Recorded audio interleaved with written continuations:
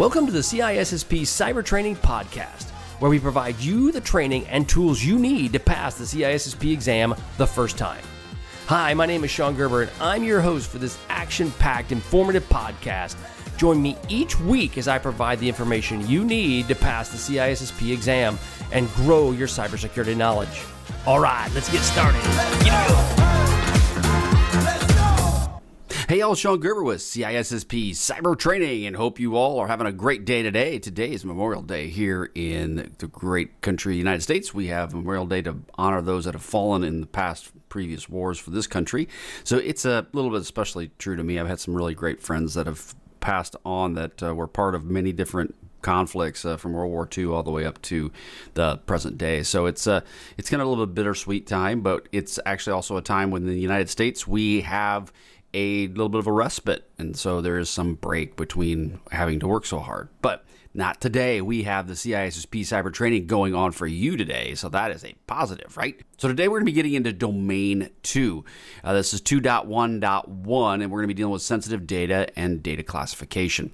But before we get started, I wanted one small article that came up I saw today as I was searching through the web on see what's new in the news. And Microsoft Copilot has a recall feature that I was not aware of that they have this, and I don't know if it's it's going out in limited resources to people. But an interesting part around that is it has the ability to recall everything you did on your PC, which in of itself is a bit creepy. So it has, and from a data privacy standpoint, I think it's got challenges. I get why they're doing it, but yeah, it will be interesting to see how this plays out and how many lawsuits will come of this. But basically what it does is there's an article that's on shared security, and I guess there's a podcast that's these folks have kind of put together as it relates to this overall recall feature. Now, this is you can watch the podcast and see what they have to say about it, but let's just kind of get into it from a CISSP standpoint.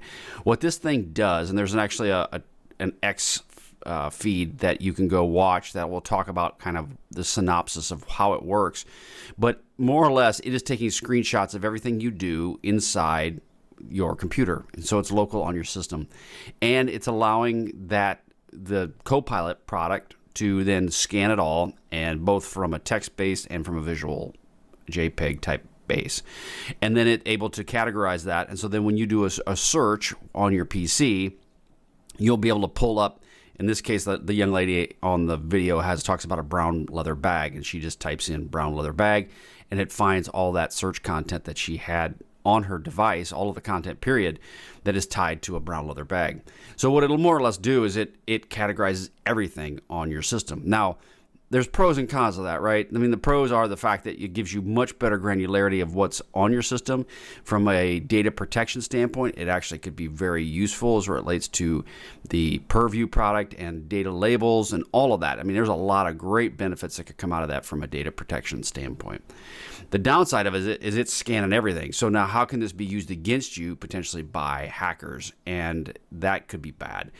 The ability of it, now that you are trusting Microsoft to scan everything that goes on your computer and it stays local, how do we guarantee that stuff doesn't get out to somebody else? So, heaven forbid you go watch the Fuzzy Kitten show and all of a sudden it's taking screenshots of the Fuzzy Kitten show, and now you have to deal with that, and that gets leaked, and now all of the dog activists are very upset at you because you watched the Fuzzy Kitten show, right? So, I mean, all that stuff could be very bad. It could be manipulated in a way that is super bad. So we'll see how this plays out, but this is more of the generative AI pieces that are coming in. I will admit, I love AI in some respects. It's very helpful.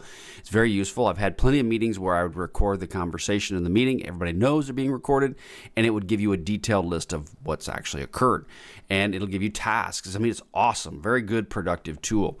But on the flip side, you throw it in this direction, it could get ugly really quick. So something for you all as CISSP people that want to understand the future from a senior leadership standpoint. Those are some concepts you're going to have to be aware of. You're going to have to work with your legal and compliance folks to make sure they're aligned, and you're going to have to probably do a lot of education with them on what are the controls you have in place to minimize some of the risks that are being encountered by this product.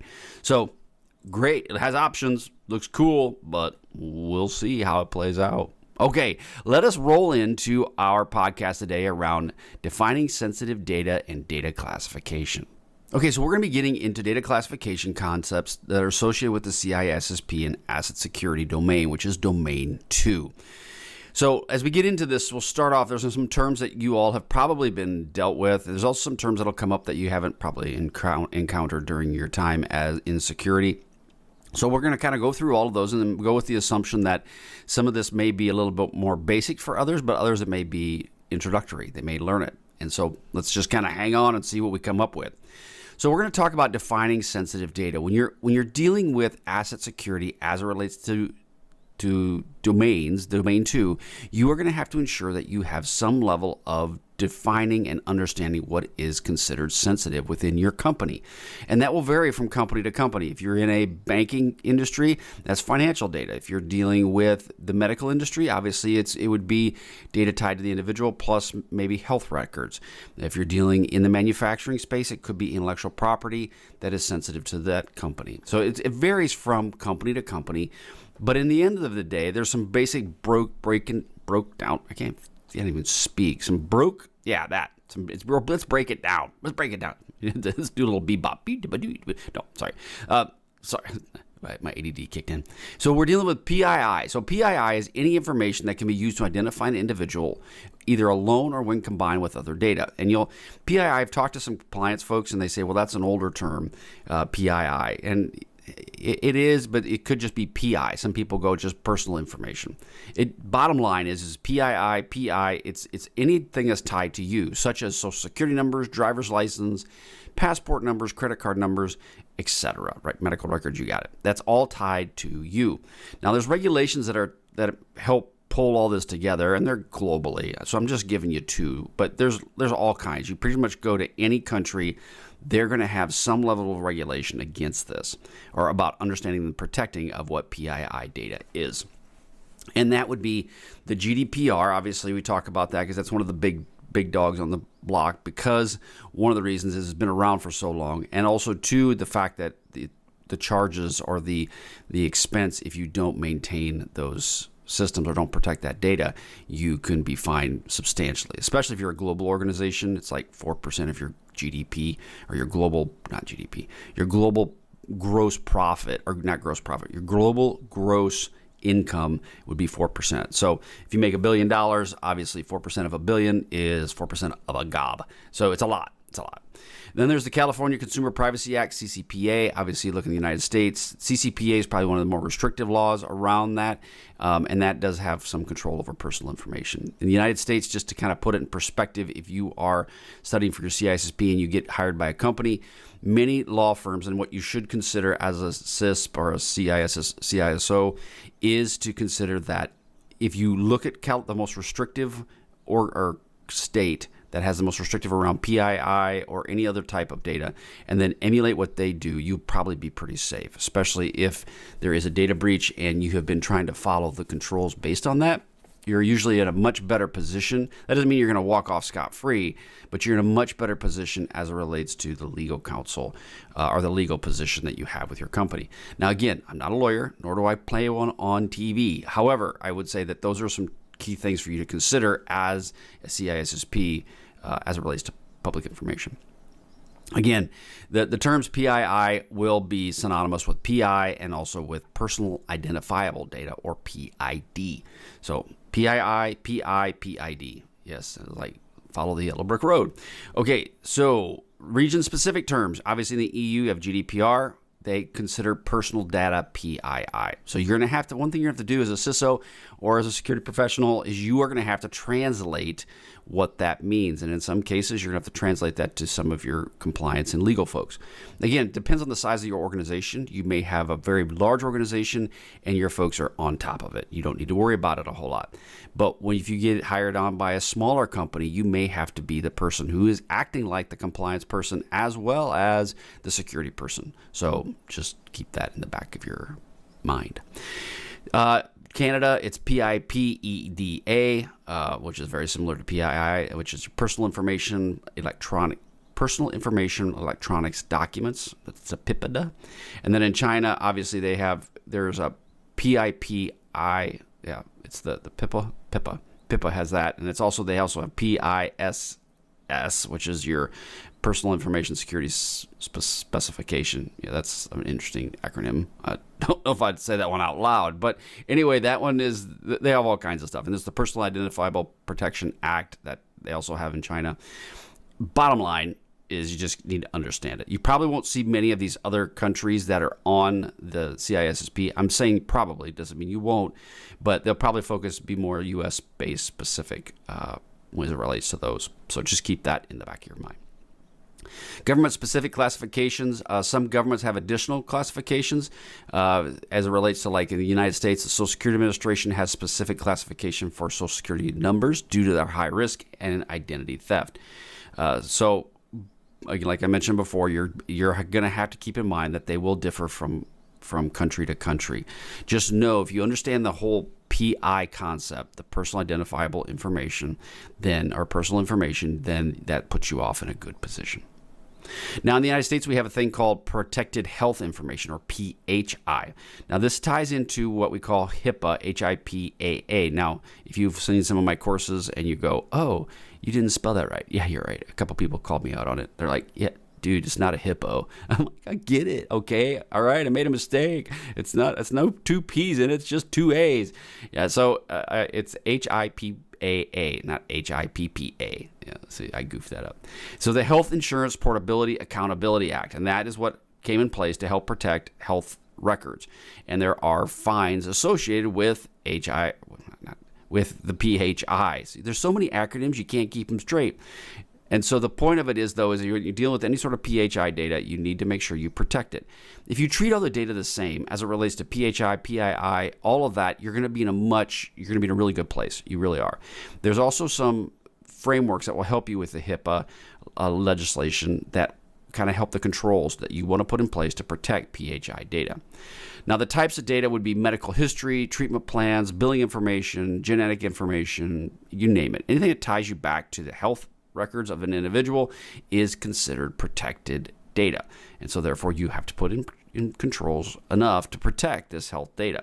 Now this is where also auditors will come in, and they will check you to make sure you're doing it correctly. And I will tell you that the better knowledge you have on this and how the controls you have in place to protect the specific regulated data, when the auditors come in, and I've been audited multiple times, and they will start asking you questions. It's like in any test. It's like when you take the CISSP, that CAT test. It's the computer-aided testing situation. If you are on top of your game and you can knock out the questions when they come up, you'll be done in 100 questions, and you're done. You walk home, bada boom, bada bing. You're out of there. However, if you flounder and you have some challenges with those tests, the CISSP is going to keep digging deeper and deeper and deeper to figure out what you don't know. Well, same thing with the auditors. If you can't answer their questions well, they're going to start digging deeper, and then they realize, wait a minute, you don't have this in place. Why are you not doing this? So it's imperative that you understand the regulations as well as the controls that you are putting in place to manage the risk of these regulations. Okay, so I'm going to go into a couple of controls as it relates to HIPAA data, just to kind of put it in some perspective of what you're dealing with. And these HIPAA, the safeguards are designed to protect your PHI data, which again, access controls, encryption, audit trails, and so forth. So I'm going to get into administrative, physical, and technical controls. And these are just a broad brush. I'm not going to go into all the gory details of all of them. I'm just going to kind of touch the highlights so you understand this. So when you're dealing with administrative controls, what are some administrative controls you have in place as it relates to your PHI?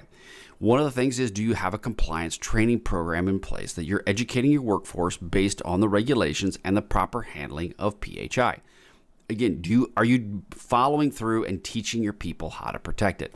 Now, if your people do bonehead things and they send protected information outbound to someplace else, but you've trained them, you've taught them, they've signed off on it, it now gets to a position where you have some sort of protection against fines and so forth. Again, not legal advice. I'm just saying, giving you some guidance around this. The other one is data access controls. Do you have a need-to-know principle based on your data? In the fact that, okay, Sean, I work for a company right now as a contractor. Do I have need-to-know to look at X, Y, and Z data? No, I don't. And they have a policy in place that says Sean should not look at that data. That's great. You now meet the needs of what the auditors are asking, and you've put in place controls to help protect the data. The bottom line, though, is even if you have a piece of paper, are you actually following through and doing that as well? So that's an important fact. Now, you'll have risk assessments and management plans. Are you regularly identifying potential risks and PHI to implement plans to mitigate those risks? So are you doing an assessment? Are you checking things out to make sure that you're doing it right? You may have, depending on your auditors, an annual assessment that has to occur. Do you have a mitigation and management plan when you find things? Those are just, again, basics, right? But if you do the basics well, you'll be in a much better position, especially when you're dealing with, one, protecting your people's data, as well as making sure that the auditors are happy with you. The other one is incident response plan. So do you have an incident response plan in place to help with security breaches and the like? Again, that's an important part too, because so often I see it where people will give this lip service and say, yeah, we're good. If something happens, we're good. Well, but if you don't have a plan and you haven't exercised your plan, you are not good. Don't fool yourself. You are not good, and you will get burned, and you will wish you had done the plan, because it's a pain. I guarantee it, and I get it to you, man. It is a pain in the butt to do an assessment and to turn around and do an exercise. It's not easy. And if you hire somebody from the outside, like myself, because I'm happy to come help you, if you come do that, you are going to end up, it takes money. But boy, if you don't do it, you will wish you did, and it'll be the best money you ever spent in the event that there's a bad thing happening. So just keep that in mind. Media disposal, okay, now we'll get into physical controls. You have secure facilities. You got to maintain physical security measures to protect your PHI data, as well as important factors around that. It could involve access control systems, security cameras, and locked storage cabinets. I've done multiple tests and multiple assessments and of facilities, and I've had to go through and go, why is that sitting out? We have a clean desk policy, but yet you're not following it. Those are pieces that you would do from a secure facility standpoint. And you'll have your security cameras. Are they on a separate network? Can I gain access to this network? Who has access to this network? All of those factors are an important piece when you're dealing with physical controls. Media disposal. You have a secure disposal method for your PHI containing media, such as shredding paper documents, securely wiping electronic storage devices, etc., etc. Do you have that built in? Is that something that's available for your people? And again, that's an important factor when you're dealing with physical controls, is that all of this stuff is documented and you're following through. Technical controls, what are some things of that? And again, these are just a broad brush, just a small smattering of what you need to know. Technical controls, you have encryption. Do you have encryption on the databases where the data is stored? Is you have it encrypted while it's in transit? Now, one thing to consider, again, this is something you have to consider as a security professional. Do you encrypt the traffic from point A to point B? Now, ideally, the book answer says, well, yes, you should do that. Always encrypt all your traffic, all your data. And on that side, that's an important factor, and I highly recommend that you do that on some very key systems. However, you need to really think hard about when you do this, because the moment that you encrypt data from point A to point B, you now make it invisible for your own people to see if there's data that's leaving the organization. So you want to have a really good architectural plan on how you're going to monitor the data leaving your organization to see if there's any sort of data that could be potentially being exposed. And the moment you encrypt everything, you now have to figure out, okay, now I have to decrypt it to be able to see what's inside it. So there's a lot of stuff that goes into that that's really important. So again, I think it's something to consider, that internal network traffic. I'm not a big fan of encrypting it all because I would like to have visibility. However, there might be some areas where you would want it all encrypted so that no one could ever sniff it. Again, you need to think about that and know the pros and the cons before you do that. Audit trails, you need to have a system of trails and audit trails in place that understands your log access to include PHI for monitoring and accountability purposes. Now, when you're dealing with the auditing, you need to consider how long do you keep this logs for your auditing methods. Which logs should you keep? That has a whole bunch of hair on it, because you're going to have to deal with how the logs are they're not cheap. Okay, they're very expensive. They're not inexpensive, and so therefore, for you to store them for any significant period of time, it will cost you a lot of money. So you really got to be very judicious on which logs you want to protect, or which logs you want to keep, which logs you're required to keep based on potential regulatory requirements you may have. Firewalls, intrusion detection prevention systems, obviously you want to have those in place depending upon if they're virtual or physical boxes. You just need to decide which one is best for you. A lot of times this stuff is built into these new really Gucci firewalls, so you'll have to decide what is the best architectural layout for your company, but those are things you'll need to consider. And then DLP, having some sort of data loss prevention program in place. This would include sharing of PHI data via email, USB drives, and other methods. Again, that is also a hairy beast. There's a lot that goes into that. I also provide DLP services for companies if they are listening and they want that. I have to throw out advertisements for me because I don't put any ads on this thing for anybody else. So if you are interested in a security professional, please come stop by and visit my website, and I will be happy to help you. Sorry, I'm in a different space now. I have to kind of do that. So data loss prevention, important factor. You need to really consider that for your company. It again depends on your data. You may not, if you're just a manufacturing company, I don't mean it that way, but if you're just manufacturing widgets, and you may not need a lot of this stuff as it relates to that, except for the PHI data and understanding employee data and customer data. The other thing you got to think about is reputational. If for some reason you have a small business and your business gets hacked, well, now if your data gets out, how does that affect your reputation? That could be expensive, especially since people are they watch very closely the Google type stuff. So there's something to understand there. Additional considerations you need to think about is your business associate agreements, BAAs. These requires covered entities such as healthcare providers and health plans. They will have to have BAAs in place, that people that handle PHI on their behalf. And then patient rights, you need to have a patient rights specifically to understanding PHI, right? Medical records and so forth. We talk about proprietary data a lot. I've got a really long history in proprietary data and protecting it, but understand it's the same concept when you're dealing with PHI. What data is sensitive, what data needs to be protected, and you need to consider that for your organization. Some examples, obviously, proprietary data, you've got your financial information, mergers and acquisitions, customer lists, marketing plans, R&D. All of those things need to be considered as your sensitive data. But you can basically transpose PHI and IP as the same type of product. You want to protect them in many of the similar ways. There may be a few more that you have to do with PHI type data than you would with IP, because when you're dealing with PHI, it's such a large group of people, such a large group of data, because everybody has some sort of health information, whereas IP data is usually a much smaller subset, and not everybody should have access to it at all. So you just need to kind of work through that and figure out what's best for you and your company. Some other protection mechanisms, and I would say this really isn't a protection mechanism, and people that I've talked to that are in this world have made this comment to me, that an NDA, a non-disclosure agreement, those are only as good as the paper they're written on. Now, I say that, again, some legal people will come back and beat me over the head with a wet noodle and say, no, that's not true. And it's true. I mean, yes, you can use the NDA as a way to put fear in people's mind that you're going to come after them. And if you're a corporation that has deep pockets, especially, you can go after them, no doubt about it. But the bottom line is, if the data is already left, the NDA doesn't stop the data from leaving. It just is a mechanism to be able to basically scare them and come back after them. And so I'm saying that is, I've signed NDAs and I will honor them, right? But that doesn't stop the data from leaving. It's just it's more or less an administrative control. Now, you also have your DLP solutions that are in place that can block data from leaving. They can also put timers on the data so that when it gets sent out, it's going to get deleted.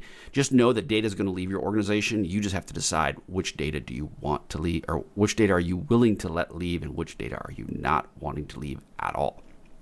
Now, when we're dealing with data classification schemes, this is where there's various ones that are in place. You have a government side and you have a private sector side. Now, the governmental side, I'm just going to use this from a U.S.-based focus. Each country has their own, but from a U.S.-based, you have top secret, secret, confidential, sensitive but classified, and unclassified. Now, each of these has a different bucket, different genre, right? Top secret, obviously, everybody knows. That's where you have the two keys in the nuclear weapons. That's top secret. Lived in that world.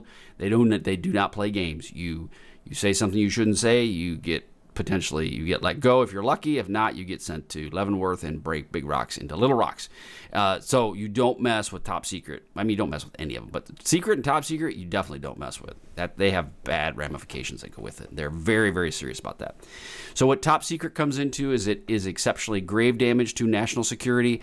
Secret is where it's serious damage to national security. So understand those terms. You're going to have to know that for the CISSP. It's grave and serious. Those are key terms that you'll see. Confidential, it could cause serious damage to national security. And then you have sensitive but unclassified data. This is where it's sensitive, but it's not formally classified as a secret, top secret, or confidential. And then you have unclassified, which basically is no harm. Now, as I break that down, grave, serious, what else? Sensitive data is, oh, I lost it. See, I'm reading all this and I can forget. Yeah, so you have serious damage to national security, serious damage to national security with diplomatic means.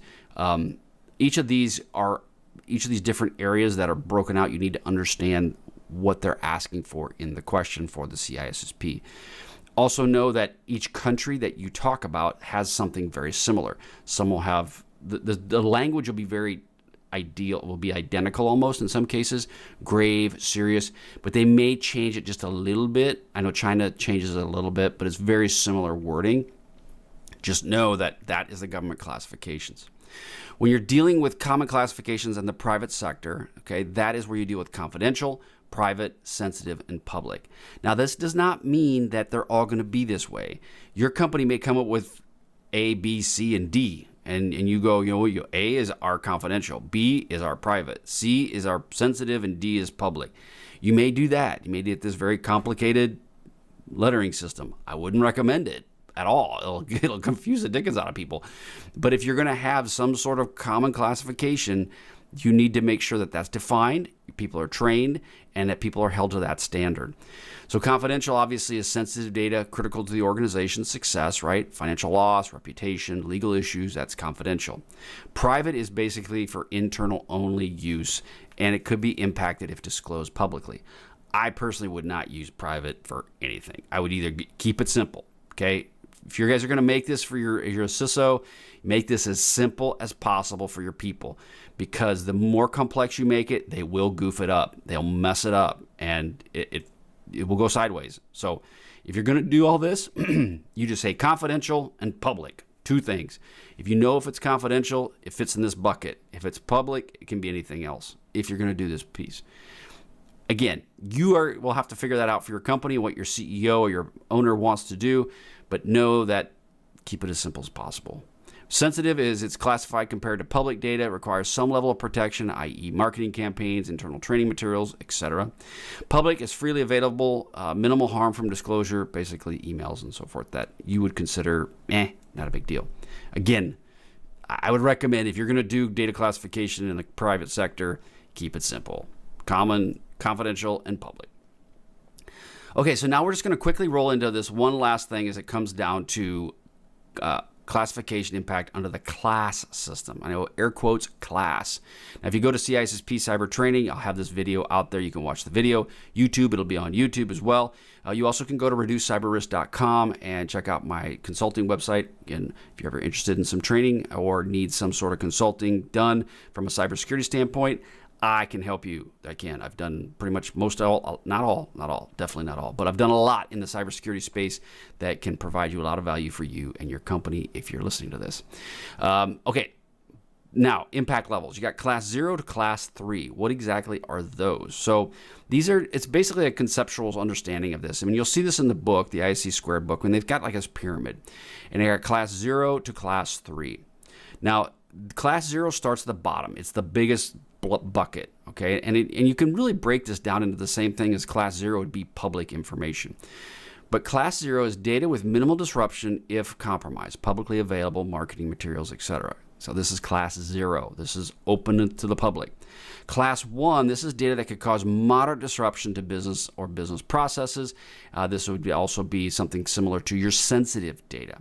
So you got Class 0 is your base, that's public. Class 1 is sensitive. Class 2 is data with a high impact on mission or business processes if compromised, i.e. customer financial data, which would be very similar to your private data if you had that. And then class 3 would be data with severe impact potential to organizational failure if compromised. Now this would be very similar to what you deal with your confidential data. So again, all we're doing is just modifying words. But realistically, you want it, if you're going to deal with data classification within your organization, or you see it on the CISSP exam, there's different types. The class 0, like I said, is your public. Class 1 is your sensitive. Class 3 is your private, or class 2 is your private. Class 3 is your most secure or most sensitive, and that's your confidential. You can flip that into being the same thing for when you're dealing with the classified aspect of this. You could go sensitive but unclassified. Well, unclassified is your class 0. Your confidential is class 1, your secret is class 2, and then your top secret is class 3. They're just doing the different classes so that gives you different options to understand for your company. And as a security professional, which one would be best for you and your organization? Because you're going to have to figure out, related to your company, what will your employees understand and deal with this. Actually, I lied to you. I lied. I have a couple other little things I'm just going to quickly go over as we have just a little bit more time.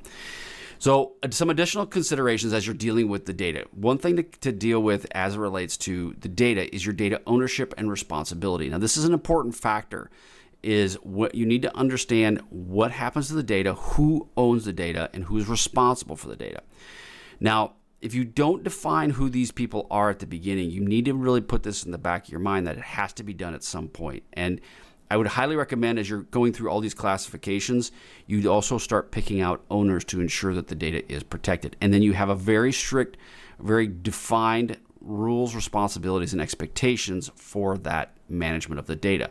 I mean this in the fact that if it's I was at Koch Industries, Charles and David Koch, they have some really good principles, some really good stuff actually I took out of that, which was awesome.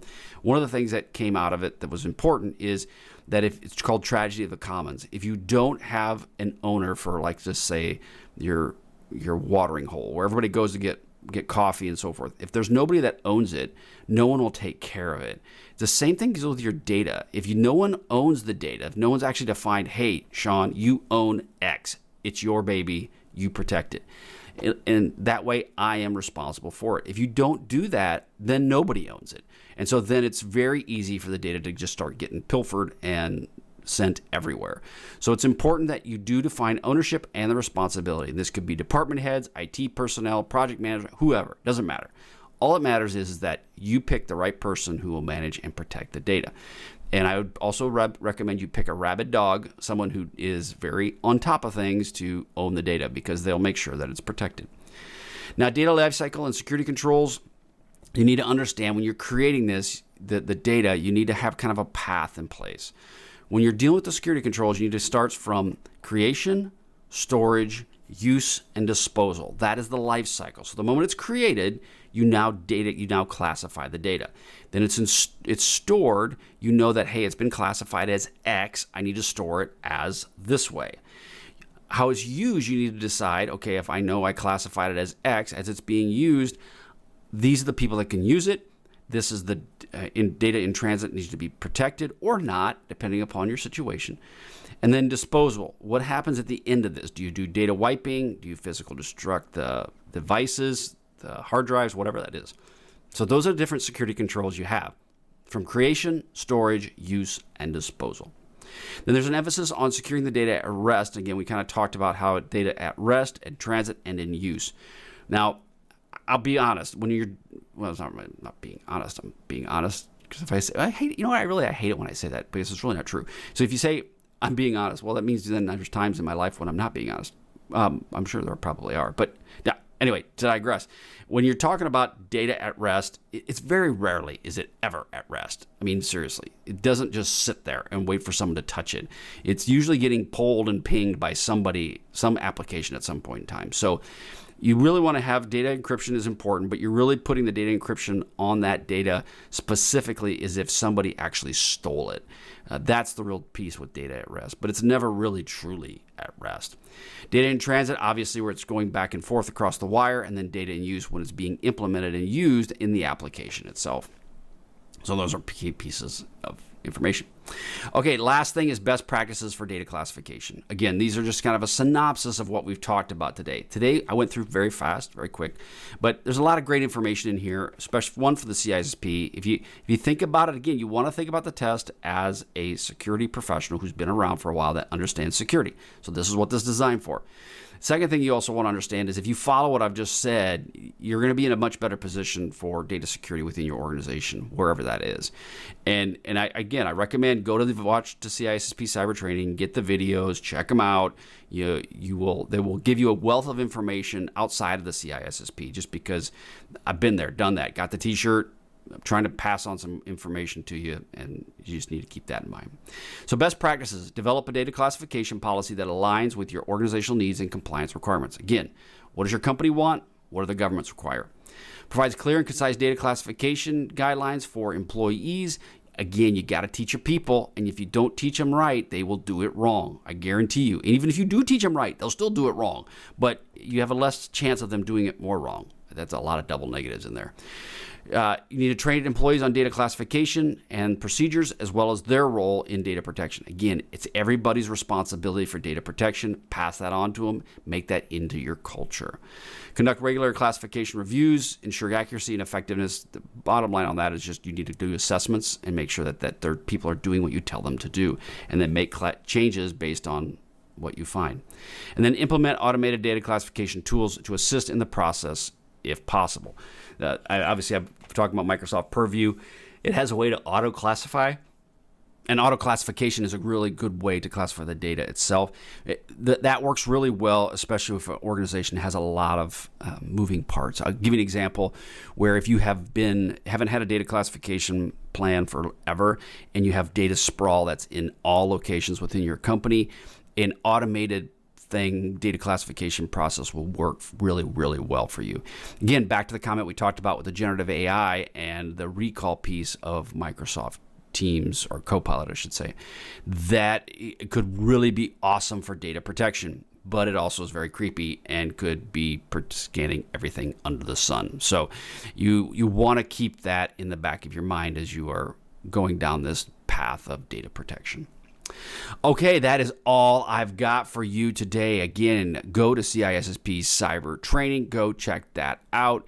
Go see what's out there and available for you. Also, go to Reduce Cyber Risk. Again, Sean Gerber here. I'm offering cybersecurity professional services for companies. I've been doing this for 20 plus years.